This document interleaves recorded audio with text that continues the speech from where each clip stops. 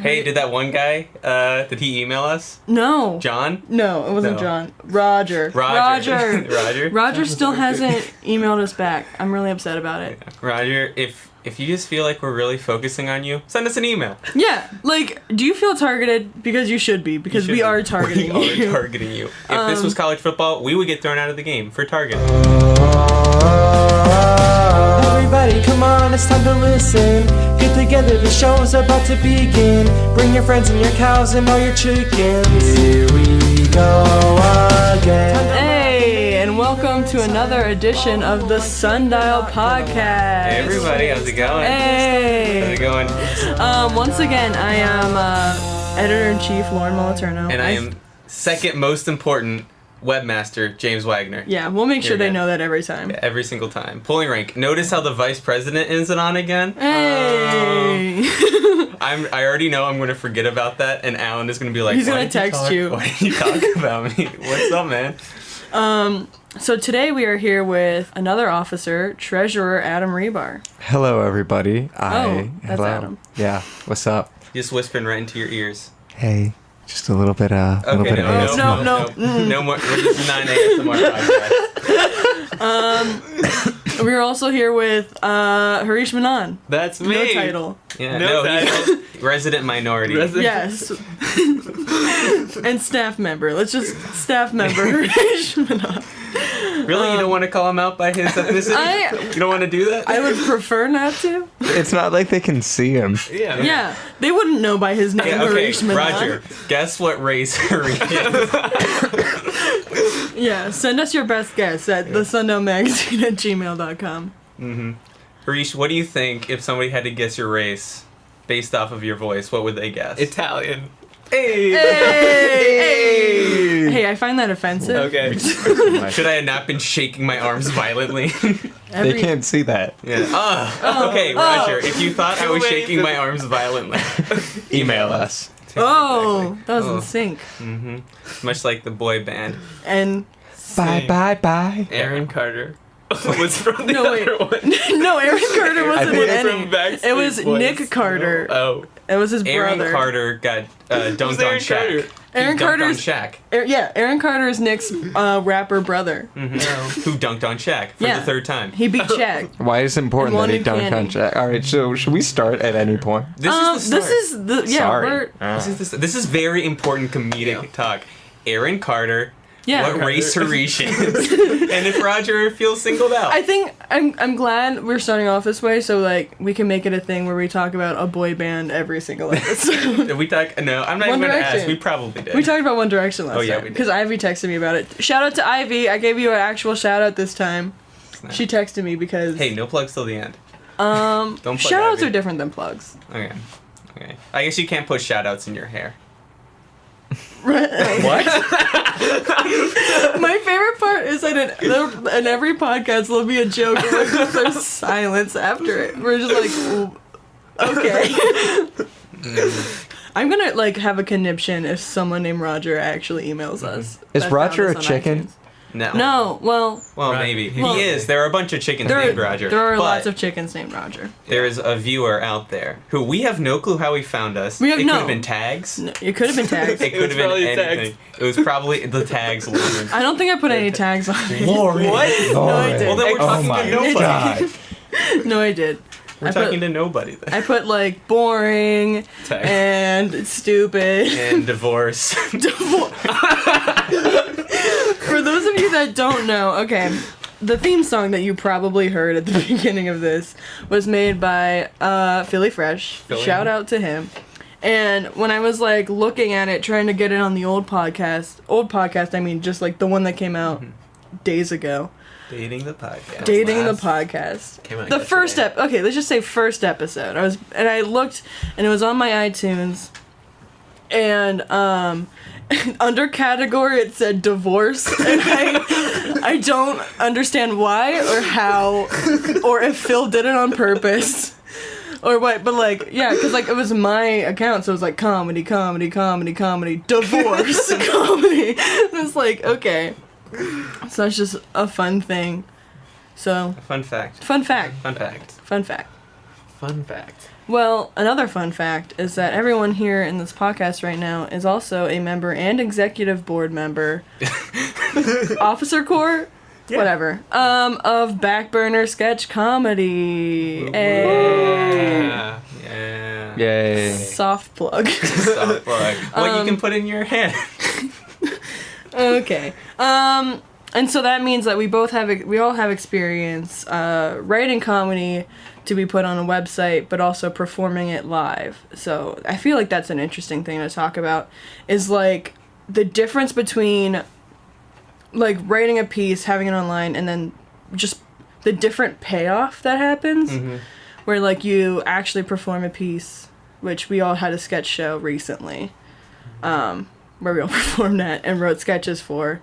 So if anyone has any thoughts, I do. you don't have to raise your Yeah, hand. Adam, for the audience who are not watching this, which is literally everybody but us, Adam did politely raise his hand, so it is his turn to talk. Adam? I actually just learned recently that I hate performing. I had been performing like with music ensembles in high school for close to 5 years, and then my first couple performances, I just remember being really nervous and hating it, and then I got used to it in high school. And then freshman year of college, I took a year off from performing. I just didn't really do a whole lot of anything. And then all of a sudden we have this Planned Parenthood show, and I go up there to read this piece, and then I'm nervous, I hate it, I'm sweating, and I just realized, why have I been doing this to myself all these years?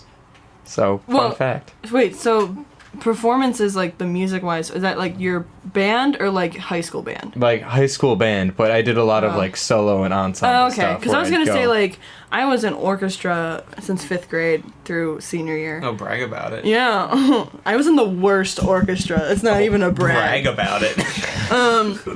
But, so, like, I was, like, been technically performing since then, but, like, I don't even really count that. Unless you count, because I was first chair senior year. I did have to... Bragging and bragging. I did walk out before and help tune the orchestra by playing the string just, like, by itself. What note was it? What note was it? A string. Okay, A I'm string. pretty sure it's, usually you tune to B flat. But no, that totally counts as performing. I don't... See, like... It's different Yeah. because it's still performing, yes, you're It's still in still front of performing. people, but in that you're part of a larger ensemble. It'd be like being in the background of a play, right? That you're still on stage, you're still doing a job, and you're still very important. But with stuff like what you basically did at the Planned Parenthood show was stand-up comedy, and what you kind of do sometimes with sketch, which you're like 2 or 3 people and you have very vital parts, that's a little bit different for it. Well, I did like small percussion Yeah. ensembles, like 4 Yeah. people. Yeah, so I think Wait. Lauren's Yeah. was different, But but yeah, yeah, yours mine's is very different. much there. Because, And- like, yeah, we would, like, play as a group, so I never felt like that. I was always very conscious about, like, that there was an audience, and also, like, because I was, like, a first violin a lot, I was, like, on the aisle. So, like, I was always kind of like, oh, posture, like, have to be sure, like, I look okay. I'm miming playing the violin Yeah, for everyone. for That's not... Everybody Okay. but us Everyone that is isn't but us. watching. So, like, I was always super aware of the audience, but I never really felt as much pressure as I did. Because I performed for the first time. I don't count orchestra. So, other than that, I performed for the first time literally, like, 5 months ago. At the Planned Parenthood thing? Planned Parenthood show was my first unless you count when I did 3 minutes of stand-up in my class, which I don't. It's because you have a weird delineation between stuff like that. Like if you take Intro to Theater, which I have. No. bragging Hey, about guys, it. if you didn't know. James did theater. Adam raised his hand again. Just Sorry. So you guys all saw. James did theater in high school. I did, just in Yes. case you guys. I'm sure that will not ever be brought up again. No, never. But I No, think never. James never talks about James it. never talks Ever. about himself. Anyways, who was that guy that came in and started talking about James? He seemed really polite and had a cool hat on. Is that just your Kennedy hat? No. Yeah, it is. But anyways, what I was saying about theater is that there's different types. They talk about in one of the first few lectures, which were the only lectures I went to, Right. there's different types of theatrical performance and different types of theater. That you have like a surgeon's theater, where that's a different type of performance. It's a more focused type of performance because somebody's life is probably on the line. Right. But it's a different type, and I think that's what you start getting into, is that with being in front of class, public speaking is a whole it's a very similar animal. It's like cats and dogs. Like, they both walk on 4 legs, but you can't feed a dog a grape. But cats, just stuff them full of grapes. I love grapes. They Stuff your cats full of grapes, Grapes everybody. are great. Let's talk about grapes. Guys, No, I'm just kidding. Everybody loves grapes. Yes. Everybody does love. I don't know if that's true. Yeah. I don't Grapes, even. the junk food of nature. Oh my god. You should contact grapes. Being a grape. But Anyways, go on. so public speaking it has a lot of qualities of performing in a theatric sense, but there's still difference. Like with public speaking, especially like when you talk about in front of a class, you have a very clear direction, and a lot of times you're trying to teach somebody something. Right. It's not like the direct, like, hey, these are shapes. So what class are you doing that in? Yeah. Like, please.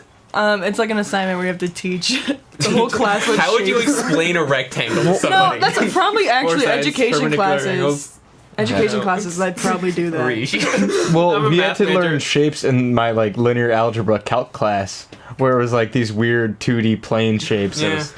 It was guess. it was miserable. Yeah, that sounds That's horrible. awful. But anyways, theater. But Right. it's there's much more instructional base on public speaking that I'm sure you can get somebody who is very great at public speaking who is probably terrible at performing like in a play, in a musical, or in a Yeah. sketch, because some of the tools you use for public speaking, like talking directly to the audience, being very informative, presenting clear and defined information, don't really carry over that well. I don't, very rarely in a sketch, Yeah. unless the Well- purpose of the sketch is to directly talk to the audience, do you actually want to imply stuff to the audience. You basically want to just be performing as the character. Yeah. But like I had to like going off of like the whole public speaking thing, like I kind of they're like similar. They're like similar evils, but they're different because like I mean performing like not is It's like grapes and grapefruit. it's like yeah. grapefruit. But like I like did speeches in high school, not like full on speeches, but like just through high school swimming. And every time I like made it, hey guys, I swam in high school. But like we had to like give speeches like honoring like my one friend like she chose me to like make her scrapbook or whatever. And so I had to like give it to her at like the speech. I mean, I'd barely made the scrapbook. But I had to like kind of like honor her at the banquet, and I just roasted her. And then I did the same thing when I had to like talk about the coaches like the next year. I just kind of like roasted the coaches because like I started early where I was like I can't get up there and give a serious speech. I have to make jokes and make fun of someone. When you said that, when you said you did speeches for swimming, I was hoping you were the one doing the inspirational Yeah. locker room. That's I more than me. was team captain senior year. Yeah, That's I what was in the back. imagining. You standing on one of the diving blocks, like, listen up everybody, and then just falling backwards. We have to get out there and we have to dive in the water and you have to move your limbs. Hareesh, do you have any thoughts? I have a lot of thoughts. Okay, about a lot moving of on. Specifically performing. Life though. is a performance. Oh. Yeah. Ooh. Care to elaborate? Oh, that's almost as No, deep I as your think grapes are the junk food of nature. Yeah, like we're not. Hareesh isn't really here to talk about anything. He'll just like drop in a thing of inspiration. No, go ahead. I mean, I really like performing because I really like attention. Yeah, I don't really know what to say. Yeah, great. Yeah. I think Performing's great. It's awesome. It's fun, you know. People look at you. Hareesh is plugging just the idea Yeah. of Hey, no plugs until the end. no plugs until the end. I think it's like because like I wrote comedy for like the Sundial for years as in like just what 3 before we Yeah. performed like, and it's like really interesting because like you can write a piece and just like post it on the site and you're like I hope people laughed at that, but like performing it's like. It's really interesting to get that immediate sense of like satisfaction. I think when or they're right. dread Yeah. when they Yeah. no one laughs. I think when they're right for the Sundial, it's more for me, right? Yeah. Yeah. I'll submit it and then final submission, whatever, turn it in, and then I'm good. Whoever reads it, reads it. I don't really care. I mean, it's nice when people say, hey, I really like that piece, or people from the Sundial will share, be like, oh, this was a pretty great piece. But then when I turn to performance, it's much more about, okay, I am writing this for me still, but the pleasure I get from it is much more when I perform it. I also write a lot for my own performance. That some people write for that, some people don't. We can talk about that. But when I write, I usually write with a character for myself in mind, and that can be both a strength and a weakness. I've only done that a couple times. The majority of when I write, when I write sketches in particular, it's like, oh, this will be good for someone else and not me. Yeah. Like, Same. But when me and Hareesh wrote the Time Warner sketch, the whole time I imagined like just me and him doing it. Yeah. So that's okay. We'll go to that question. Like, what the difference between like writing a sketch, either for you or for someone else, or even like, we'll start with that question. So for you or someone else. So when I wait, Adam rose his hand. Oh yeah, Sorry, it was Adam. a nice half. It was a soft race. We'll give it. Sorry. I'm raising it right full now. race, full race. Full race. All right, they're clearly enunciating. So I wrote a. God, sorry. Adam is just falling apart. His toe just fell off. Everyone's. We're all coated in blood again. We really have to power wash this room. So I started off writing a sketch called Good Cop, Bad Cop, Existential Cop, and I didn't have anybody in mind, but as the characters became fleshed out, I sort of had ideas of who I wanted to play it.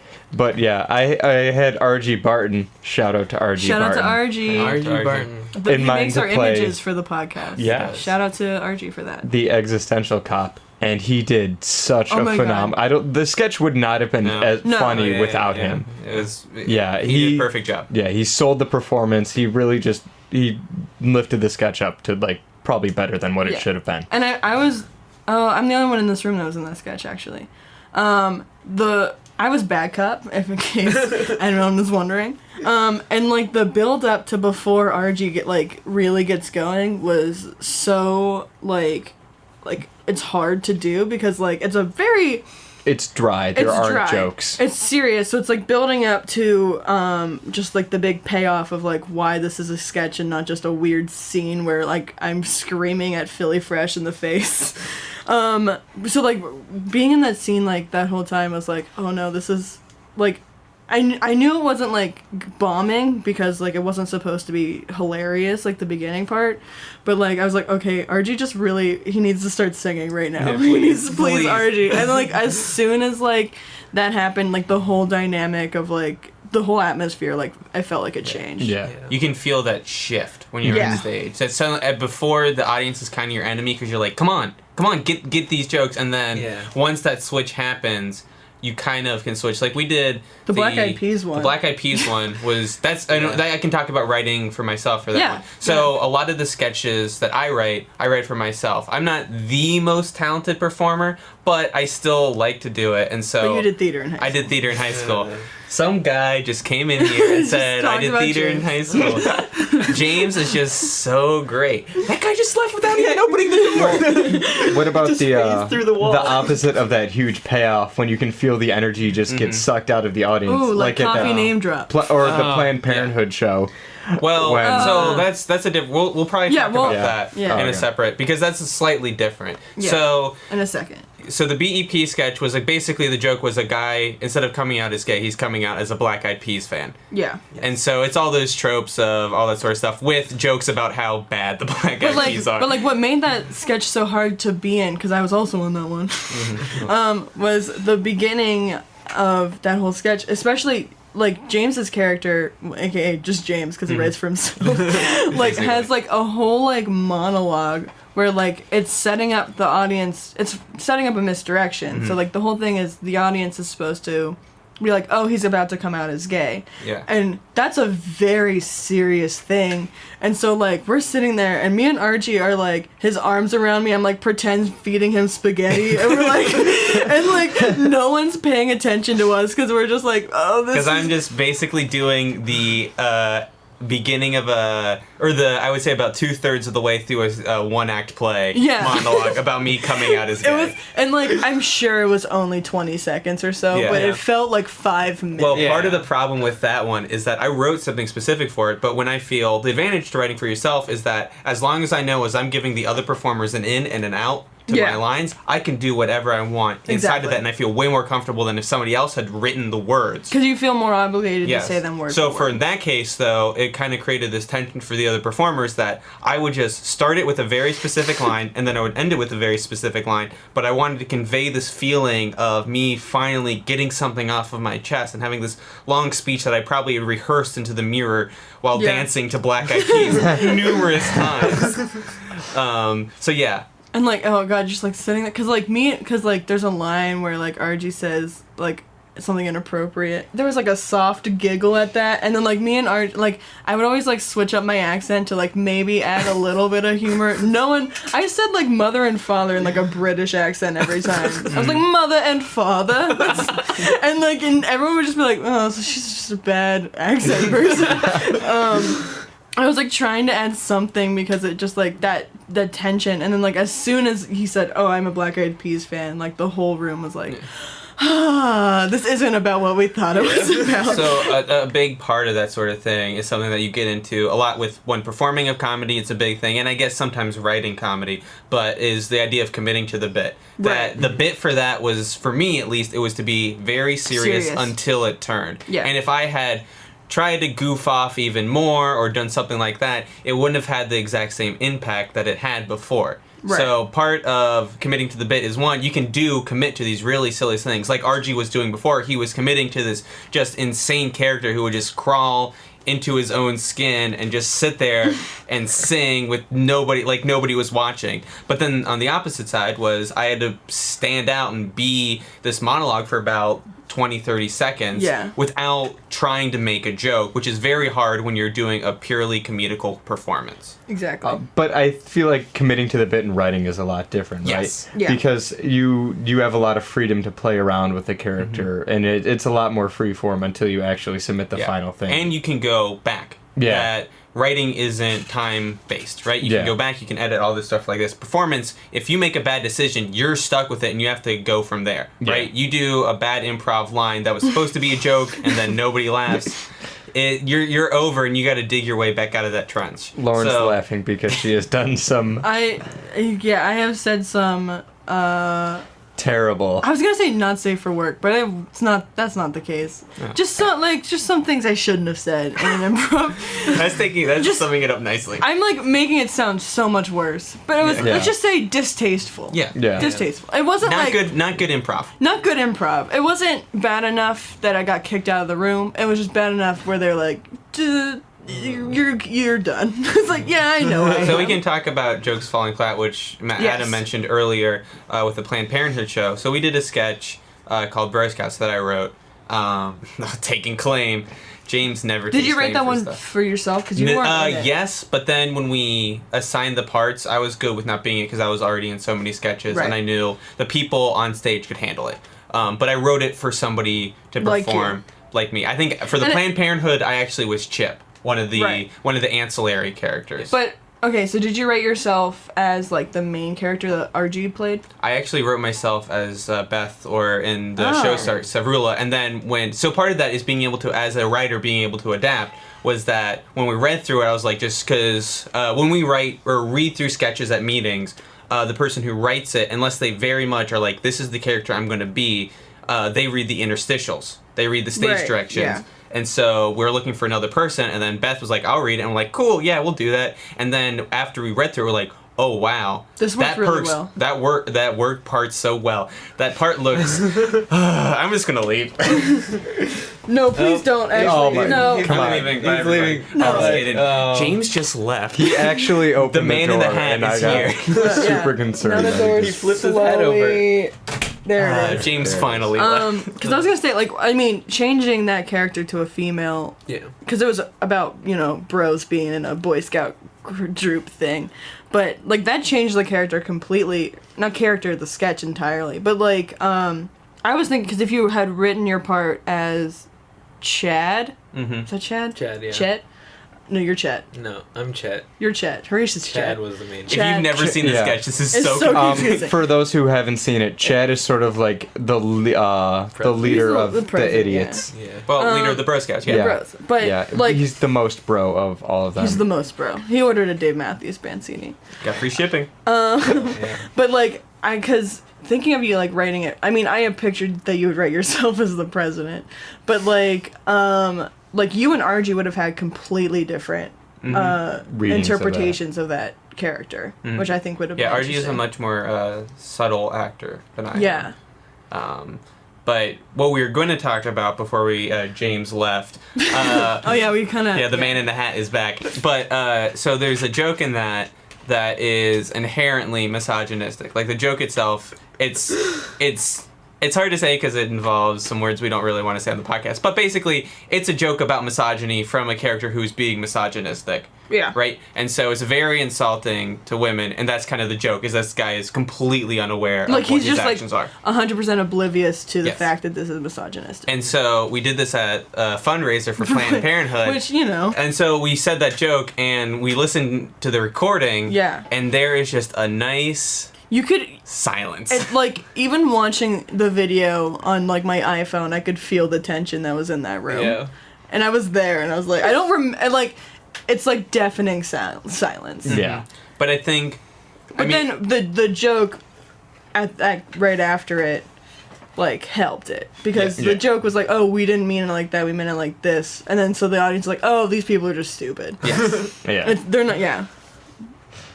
It's great. Great, Yeah. great silence. Great Great silence. noise. We just reflected that silence in the podcast for everybody. Yeah. To Roger, I knew you were not at that Planned Parenthood show. Roger. I was looking for you. Yeah. Email us if you were at the Planned Parenthood show. Roger, I was really upset that you didn't come. Yeah. Me too. 5 months in the past. Yeah. Before we even met you. Before you even saw this podcast based on the tags that Lauren didn't put in. I think I did. I'll have to Hashtag check. divorce. I'll have to check. Hashtag divorce. How'd you guys get into comedy?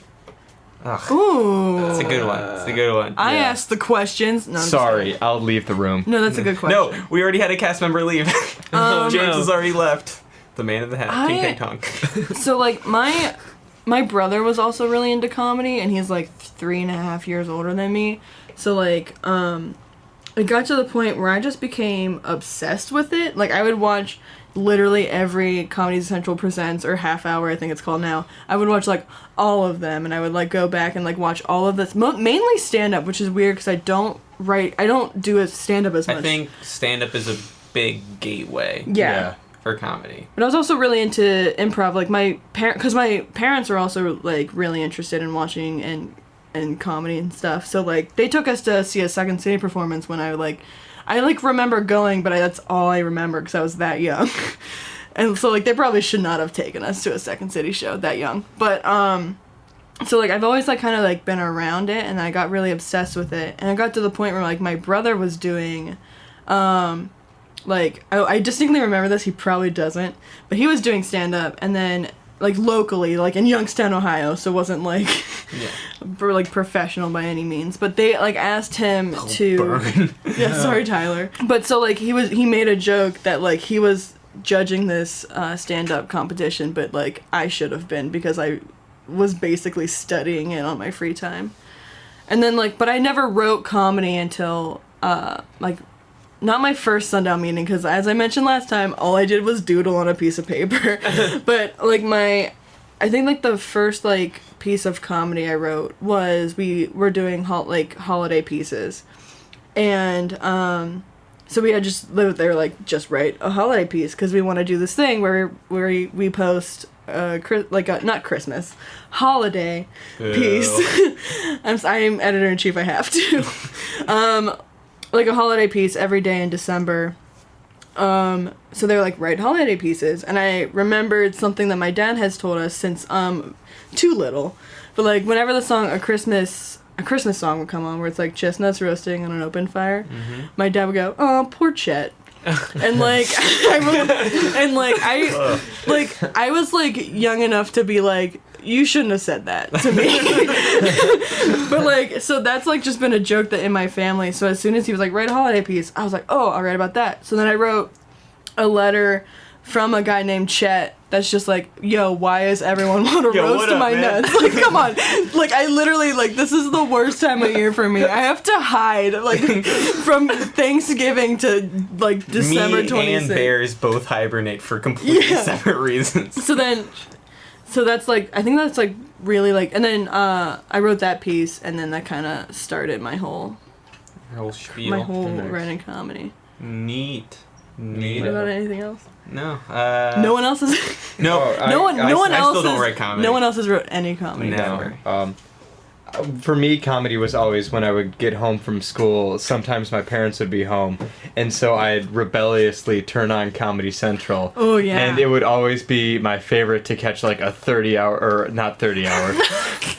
That wouldn't be too big of a stretch for you. You're just like, dude, you gotta watch this real cool 30-hour. It's all about the art, man. It's all about the art. These 30-minute stand-up specials, and one clearly sticks out in my head. It was this comedian with cerebral palsy. His name was Josh Blue. I think I've seen Wait, him was he on before. Last Comic Standing? I think so. Yeah, But because I saw him. he was That's the hil- other thing is I yeah. watched Last Comic Standing like when I was 9. Yeah.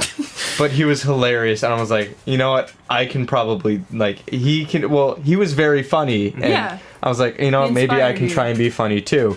And then so I, like, religiously try to watch as much stand-up and as much comedy movies as possible. Mm-hmm.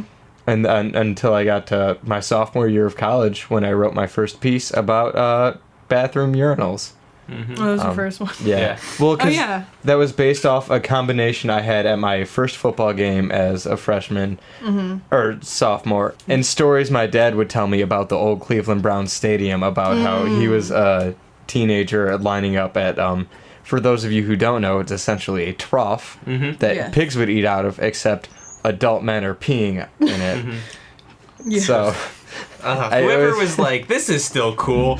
yeah. I've never, obviously, I've never seen one, but I just, like, I can't imagine. It's- Imagine, Imagine just like imagine if they had those in girls. It was just like but there's still stalls separating it. no, like everyone's just like squatting over a trap. You have to swing one leg over yeah, and hope everyone's you just, like, don't standing. lose a shoe or a flip-flop. Ugh. That would be... Well, no, that would be good, because then it's no longer sexist. Yeah, it's like we get to pee in troughs too. Yeah. I don't- There's no... Yeah, you notice there's no feminist campaigning to get troughs. It's like, right. we want the same bathrooms. We want the troughs. You know what? I'm gonna start that. It's gonna- Good luck. Hashtag bring back the troughs. female. No, I'm trying Female to- troughs. Troughs No. for all. Nope. What I just thought Tinkle of was... troughs. There we go. There we go. I was thinking of a very offensive word. So it's interesting that stand-up is also gateway, especially Comedy Central. And Yeah. it's weird. I wonder if there are still people that watch Comedy Central specials at like 2 or 3 p.m. because that was I would yeah. get Oh, home yeah. at middle school and just watch them. And I remember 2 of my favorite comics that I still really love today. I saw for the first time on Comedy Central. The first one was this kid was sitting at a piano in a tie-dyed shirt, and he was just Burnham. playing all these really funny songs. And then between the songs, he would take a break and say like 2 lines that were hilarious, and then go back to just like sitting hunched over playing a piano. I would just like to add that I watched Bo Burnham's videos on YouTube before he even got the special. Got the special. So I'm a Bo Wow, Burnham wow. hipster. Shout out to Bo Burnham Shout out if you to- ever if watch Bo this. Burnham, if you're listening Bo. to this. No, but yeah, like, cause that was one of the things where I would like be obsessed with comedy. That was I remember like I don't know if it was my mom or my friend's mom, but we like got yelled at for watching them because they were so inappropriate. Yeah. Well, We were then in middle school. then the 2 other ones. Yeah. Go ahead. Is so then I remember turning on Comedy Central, and there was a black comedian that was doing, and sometimes the comedians that Comedy Central would have that were black were very black focused, Yes. right? That they'd be almost Def Jam comic type deal, and sometimes, especially as a middle school, I really just wanted more stuff that was aimed to me, so I would never watch it. But I was like, I'm going to give this guy a try, and it was Donald Glover. Yeah, so I just came home one day in middle school and watched a Donald Glover stand-up. I think it was Weirdo. I watched Weirdo, and I was just like, this is Weirdo didn't come insane. out that long ago. Yeah, it did. Yeah, it did. Yeah, Did it really? Yeah. It was a while ago. Well, Yeah. I'm a Donald Weirdo. Glover hipster Yeah. too because I watched him on Derek Comedy. Well, then, yeah, because then my friend was like, hey, this guy does Derek Comedy, Yeah. which is sketch channel that you guys, oh my gosh. guys, watch it. okay. We'll probably have a podcast of Shout out to Derek Comedy and because Donald we're not Glover. plugging right now. Yeah, shout out. But if we were, check it out on And then YouTube. the third and final one, which I think is still a very important comedian to me, is I saw John Mulaney Oh, when I yeah. got home. Oh. Not in middle school, Yeah. but when I got home and I was just like, turned on the TV, there's a John Mulaney special, and it just changed my world, because I was like, what is this? Because he has a very, He's which so you good. see in other comedians, but he has a very specific voice with his comedy that I really appreciate. I like John Mulaney's one of the ones where I'll watch it. I'm like, I hate you for being so good. Yeah. Because Like, he everything makes me makes so angry. much sense. Like, sometimes when you're watching a comedian, you're like, oh, I have this different joke. That your joke was still funny, but I like this joke. Anytime John Mulaney has a joke, it's like, nope, that was the perfect one. That was one. That was it. the perfect And one for even that like situation. when he went on the meltdown, he didn't even like have a joke. He just talked to the audience Yeah. for like 5 minutes, and it was so funny. I think I remember seeing John Mulaney's Tom Jones bit on Comedy Central in middle school. Yeah. And that was another joke So that was the like Salt and really Pepper Diner. Oh, So it's yeah. such a good one. So yeah, I think We're just gonna let's Yeah. just recite some John Mulaney. yeah. So I think Comedy Central is a very, and then of course you Wait, had, real quick about John Yeah. Mulaney. Fun fact: we were at UCB, just at one of the shows, and we were and like, by we you mean the royal All we. of us. yes, everyone in the world. No, my family, and we were like just sitting there because I mean this was only a few years ago, so this was like when we were introduced to John Mulaney. Because unfortunately, I was not a John Mulaney hipster. Was not like I saw him when he was performing for the first. No, I was. For the audience, Adam was pointing at his chest was for pointing. about 10 seconds.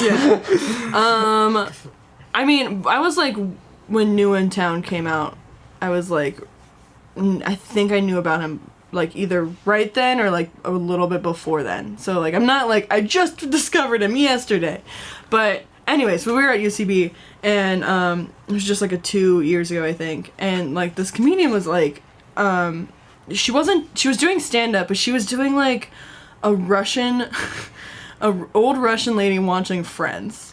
And it was like the whole like her whole set was just like this bit. Like a lot of them didn't really do actual stand up. They were just doing like characters. And so that was hers. And we're like watching this and we're like, she looks and sounds like almost familiar, and then we looked it up and it was John Mulaney's sister. So that's just like a weird thing is that we, and then like we were like walking out and she was like just like hanging out in the lobby. We're like, you are John Mulaney's sister. Like she writes for SNL, so if you're interested in learning about that, there it is. So you have, like we were saying, the go ahead. comics that were in Comedy Central. But for me, at 3 o'clock, 4 o'clock, Comedy Central probably plays the most inappropriate movies. Oh yeah. They like all these American Pie movies, Blue all those Salmon, Super Trooper. all the Van Wilder movies, yeah. like all of these just awful. They Shout out to Ryan. Yes, yeah.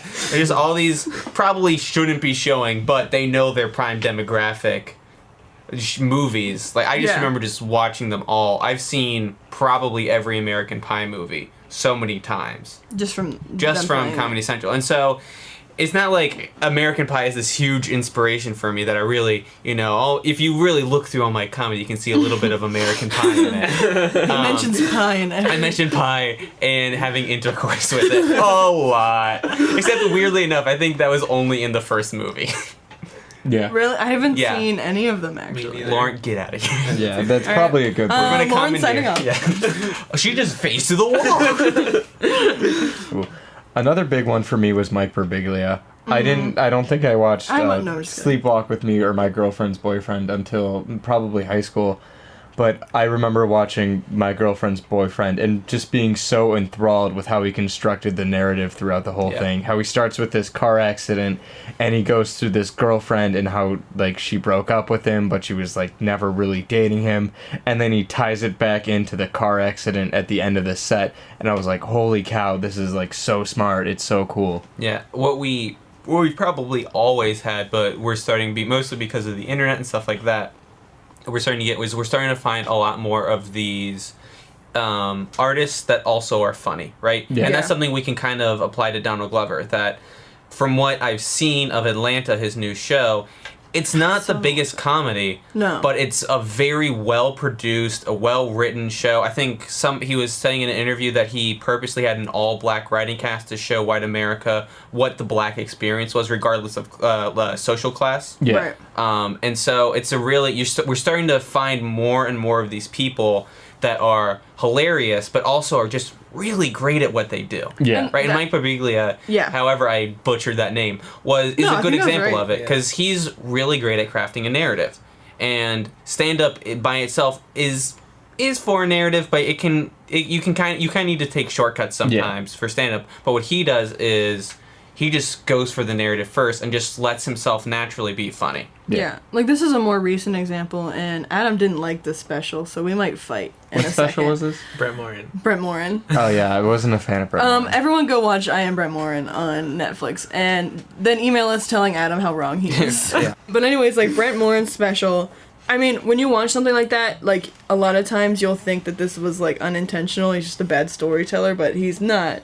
Because what he does is, like, he starts off telling, like, a story, and he keeps getting sidetracked, but you don't realize that he's not done telling the story, because, like, you are flowing with him, like, you're in his actual, like, thought process, and then, like, he'll be like, oh, so back to the party, and you're like, oh my god, I forgot we were talking about the party. And so, like, for the first, it's not the whole special, it's not the whole hour, but it's, like, at least 35 to 40 minutes where, like, every other story is like, oh wait, we have to go back to the party now, we're still talking about that.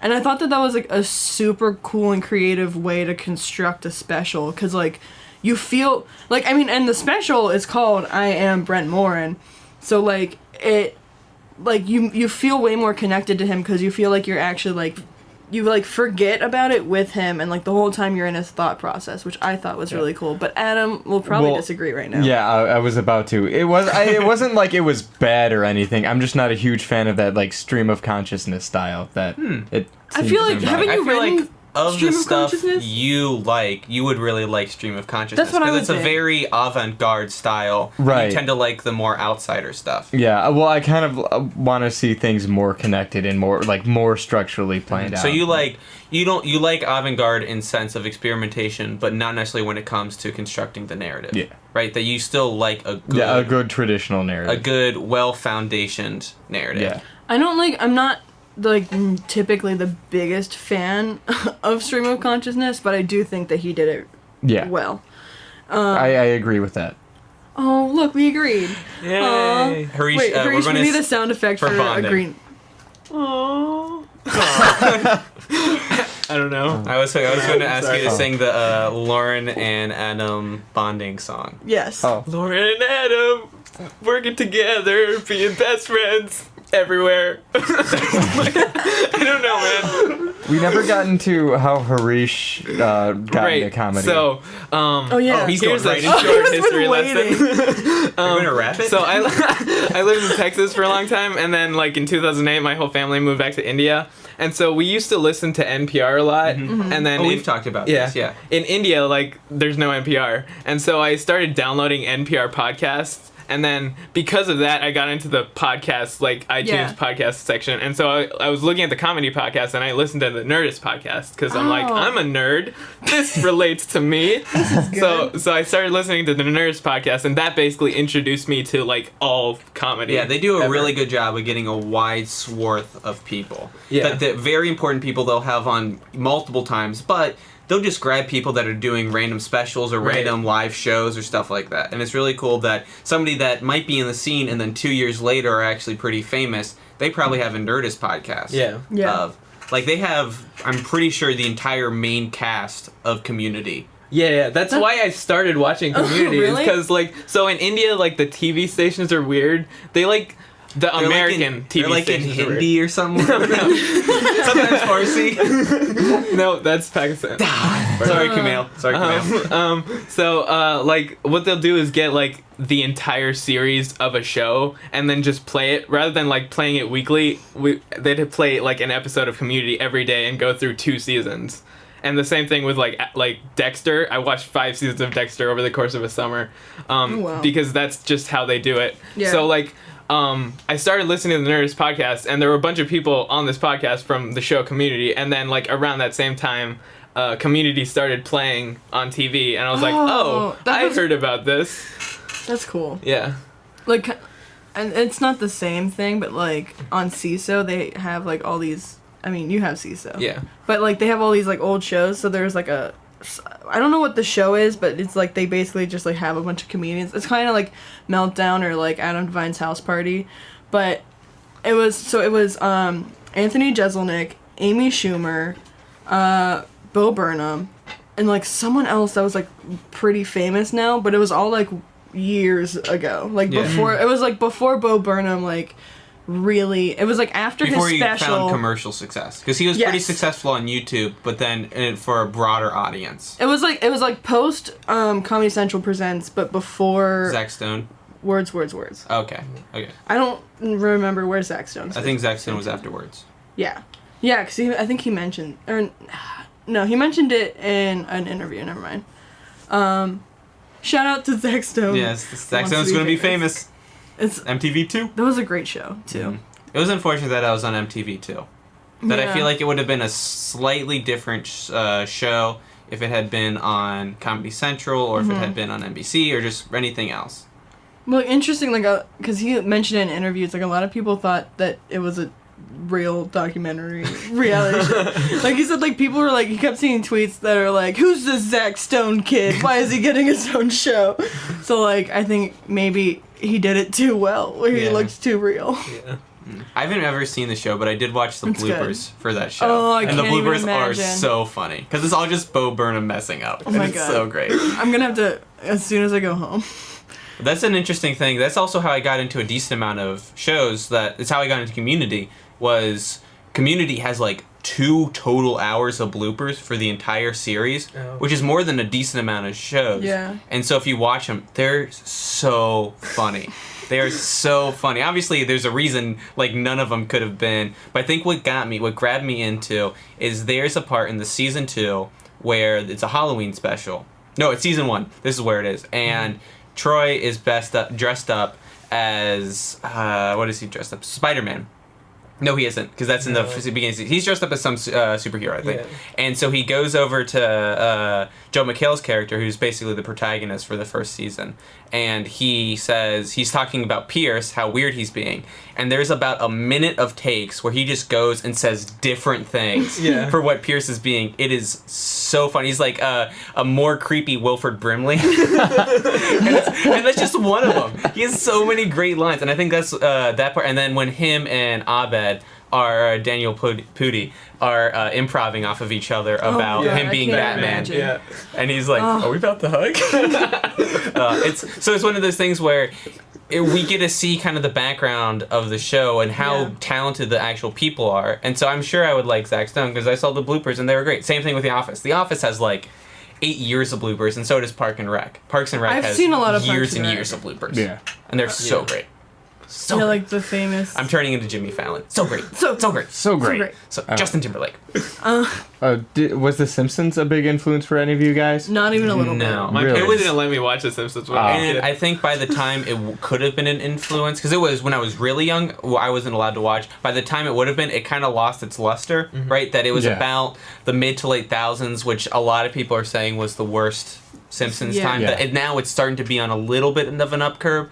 But I've gone back and watched old Simpsons, and they're really great. Well, because when I was little, there was a channel, like a local WVIZ or something like that would 5:30 air The Simpsons, and 6 o'clock it would air Seinfeld. And my parents were huge Seinfeld fans, so they would let my brother and I watch The Simpsons, and then we would watch Seinfeld right after that. Yeah. Ooh, that's a good block. That's a good block. I always like... Yeah, I had gotten super into Matt Groening, and it like kind of got me interested in comedy a little bit. Yeah. I had only seen Simpsons episodes in like I think 8th grade. Like he played a lot of the Halloween episodes, which were good. And then in high school, when my teacher in English class, when my teacher didn't feel like teaching, she would just play The Simpsons.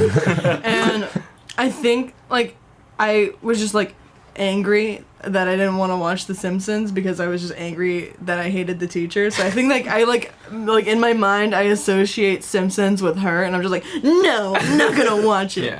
So I feel like if it could have been different, but I mean I understand a lot of Simpsons references and stuff, and I've seen the movie, but like it was not the peak of Simpsons writing is the Beautiful movie. movie. It's the peak of the narrative and the yeah. But like, so it's not like I've never seen it, but also it's like I just never really got like. What into you it. should do, which is what I did, because I hadn't ever really seen any of the old Simpsons. What you should do is just Google search top Simpsons episodes, and there was like when the 25th anniversary of the Simpsons came out. I think Time magazine published like a top 25 Simpsons episodes, and just since the Simpsons isn't what is it, episodic. Or it is episodic. It's not. It's not like narrative. Yeah, whatever. It's not narrative driven. You can just watch whatever random one, episodes. and so like watch Mr. Plow. You can watch the top one for so many people's list is Marge versus the Monorail. That's such a great episode. It has Phil Hartman. Wait, which one is it? Marge versus the Monorail. Yeah. It's basically a spoof of The Music Man. Okay. And it has so many great bits. Who Shot Mr. Burns? Part 1 and 2. That's such an iconic episode. So many bits that references to the old Simpsons come from that episode. If you go on YouTube and just watch random clips, because that's how I got into it. Yeah. Was I would just somehow, if there's a YouTuber, the things I couldn't find otherwise. That's the YouTube name. It's weird how I remember some like random, because there's a guy, 12 MacB, who uploaded full episodes of Whose Line Is It Anyway? Oh. And so you would used to on like 2010, 2011 YouTube, used to be able to go back and just watch full episodes on YouTube. Whose Line was also like a big influence on me. Yeah, way more than Simpsons. I've never seen Whose Line Is It. It's a really good, it's a great introduction to improv. Yeah, it's not the end all be all of improv, because you also have people that are like, short form is not great. Yeah. But it is a very great introduction. I'm sure if you asked all the people who are auditioning or have auditioned for 8th Floor Fishbowl this semester, the improv groups here at Ohio State, you would, just for the people shout that out don't to know. Fishbowl and 8th. Yeah, shout out to them. They're really cool people. Yeah. They actually, Bellwether. Go to Bellwether, September 23rd, 24th. Great improv show. This should be out before then. Yeah, hopefully. Fingers crossed. It's a real. If you ask how any of them were interested in improv, I would say about 80% of them, the sole reason was Whose Line. Everybody in that room knows Whose Line, but the sole reason about 80% is Whose Line. Which I have some stuff about Whose Line as somebody that likes improv. There's only one detractor that I think 99% of Whose Line Is It Anyway is a great show. Sure. The 1% is that since Wayne, Ryan, Colin, and Jeff Daniels and were you talking about the new one? No, old one. Okay. Or regardless of where we are in the time scale. Right. Okay. They were so talented, and the show is edited to a certain extent that it makes people think that improv is about telling jokes, right? Yeah. That there's such good improvisers that anytime it would go into more of a scene, they would just be nailing jokes. Right. And then when it does all the scenes from a hat, all the props, that's what you can also edit. So I'm sure there was probably about a third of those that were just like moderately funny or kind of like a giggle worthy. But all the ones that they kept in the show were legitimate jokes. Yeah. And so, again, Whose Line Is It Anyway? Great gateway, just like stand-up comedy, or like the Comedy Central, Comedy Central stand-up. Whose Line is a great gateway, except it gives people a slightly tinted view on what improv was. Because when I tried to do improv, I tried to do Whose Line stuff. And that doesn't work, especially as a beginner, because you aren't comfortable being in a scene. You aren't comfortable actually improvising. My weird thing is my first time I did improv was at the Second City Training Center in class. So I have a much different. Well, I literally know nothing about improv. So from between the two of you, are you guys more long form and scene setting up people, or are you guys more like short form scenes from a hat? So I personally like watching and performing long form. There are some people that are very elitist about it, that'll be like, long form is easily the best of the two arts. Yeah. But for me, the reason I like long form a lot better is because, one, there's a much more narrative structure. You don't already have a game to play off of, like Scenes from a Hat or any other short form games, Fishbowl, or sometimes 8th Floor will play. There's a very obvious game that you're playing against, which makes it funny. So I know in the last Fishbowl show, part of the reason the final game was funny is because two of the people had to have their heads underwater. It was great. It was a great performance. It's a lot of fun. But it's not. There was no narrative. There was no narrative. You're just laughing because these guys were almost drowning. Yeah, which is still funny in itself that they were so dedicated and they would have to make up excuses to go get the other person out of the tank.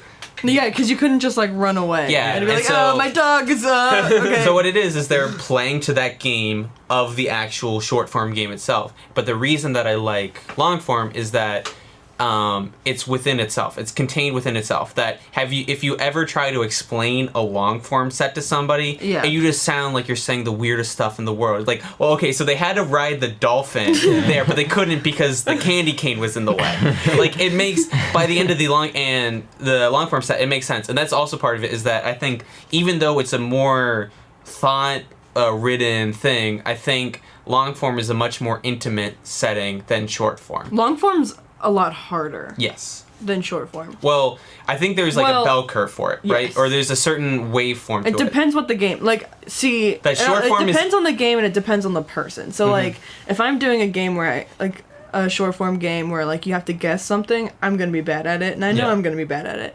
But, like, so, like, depending on, like, just, like, the water thing, like, it's not hard to make that funny because just their head's in Drowning. water, so that's just funny just by itself. But like with long form, it's way more focused on the person rather than the situation. If that makes any sense. It's more where instead of person, the characters. The characters, not like the actual like person doing the improv, but like the characters, their relationship to each other, and like what's happening, rather than just like this is a funny, like when 8th Floor does their F It, we'll do it live show. Yeah. They always do like they always like amp up stuff. So like I remember the one time they had to like bite a really hot pepper, and then like do a scene. So like that's like no matter what you say, people are gonna laugh because you're doing something. And so like I just like strict long form is difficult. So that's like, but also I love watching short form. So it's Yeah. not like I'm dissing short form. I have a lot of respect for people who can do I think- awesome long form sets. But also some short form games are hard. Like if you have to do like one-liners all the time, like at midnight. Oh my god! Oh, Like the yeah. thought of being on at midnight gives me like hives. Like so, like it's just they're both Yeah. great. I think the Improv is great. The good analogy, which is was what a lot of people say about skiing and snowboarding, right? Right, yeah. Skiing is really easy to learn, but hard to be really great at. Yes, and that's short Snowboarding form. is hard to learn, but once you've got a grasp on it, you can just tackle almost anything, and just as you're riding, you learn. And I Yeah. think that's a good long form. That is. It is a hard thing to approach. There's certain things with like the actual performance form that you have to get used to. There's a lot of rules that you probably shouldn't break when you're performing that will just trash your set. But once you kind of get past those, once you get over the obstacle, once you start learning how to breathe and perform in that setting, you're golden. You can start dealing with the best of them. Obviously, there's still going to be people that are going to be way better than you. Right. But you can start at least approaching and performing with them. Whereas short form, if you get somebody who is just ridiculous at short form compared to just the average person who's doing short form, they're just going to immediately outshine that person. Oh yeah. Yeah, I agree. And like, just to the listener, at Backburner meetings, we do improv. We do. We do improv a lot because it's a very crucial part of the creative process. Mhm. At least in mine and James' opinions, who we run meetings, so that's what we do. Yeah, it's also like a great warm up to get your brain to start thinking Yeah. in that comedy That's what I was mentality. going to say. Yeah. And It's, I always it's the juices flowing. Yeah, I always feel like I can write a better sketch after I do like 10, 15 minutes of like mediocre or garbage to mediocre improv Yeah. at best. Yeah, because like the improv we do at meetings is never like No. No. should be. But part of it is also, for us, it's bonding. Yeah. That Right. we all have fun when we do improv. So Yeah. like, because part of the reason why I think our first show of the year was so successful was because we had like all those meetings like building up to it and a lot of like doing improv and stuff. So like when that happens, when you're writing a sketch about writing a sketch, I'm sorry. When you're writing a sketch, like you can have certain people in mind and that makes it so much easier. Just like how Adam wrote the Good Cop, Bad Cop, Essential Cop for RG. Well, So- I didn't go into it Well, with RG in but mind. like once, I mean, you can correct me if I'm wrong, but like once you realized it was RG, was it easier to write? Oh, absolutely. See, yeah. So that's why, like, so, like, once you, like, I wrote a sketch satirizing dress codes in high school, and as I was writing this, I'm like, this is good for Sam and Stavrula, because, like, I just felt like it would, like, have less of a punch if I was saying it for whatever reason. You knew that they were more intensely interested in it. They were more interested in the subject than, like, I would be, per se. Not that I mean, I wrote the sketch, so obviously I have opinions, but, like... Yeah. Maybe better at voicing those opinions. Yeah. And then, like, when me and RG and Danny wrote the helium sketch, we knew we wanted... Well, I don't know if we knew we wanted James, but, like, I kind of...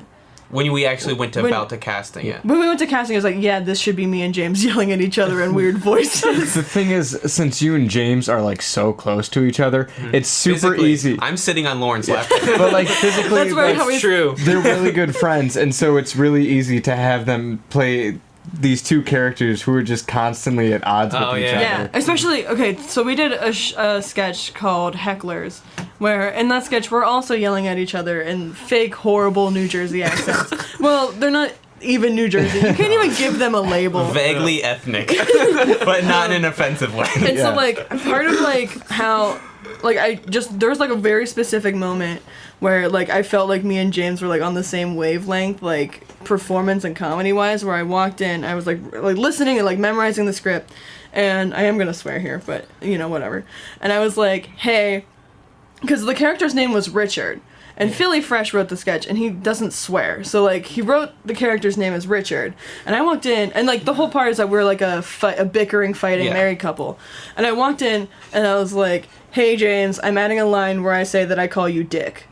And then he was like, great. And so then we started the sketch, and then I was like, yeah, or I call him Dick. And he goes, yeah, and I call her straight up bitch. And it was like perfect, because it was like, he, like, completely, like, that was a line that I just, like, came up with minutes before, and then he was able to come up with a line that was, like, just on the same level. Because we understood the tone once we'd already read through the script together before, and so we knew the tone, and we knew what game we're trying to play at of this old bickering couple. And so when you insulted me as a character, I was like, oh no, I'm not gonna take that. I'm not gonna take that. And so it's one of those things where when you get, that's part, again, like we're saying, that's part of the reason we do improv is so that to bond, it's to bond, and so we know how each other work, and we're comfortable when we do these sketches, experimenting a little, right? Yeah, and I knew, like, going into that sketch, like, especially since it was, I mean, Adam was in the background of that one, but I knew, like, going into, like, that the relationship that the characters had in that sketch was that, like, if it was,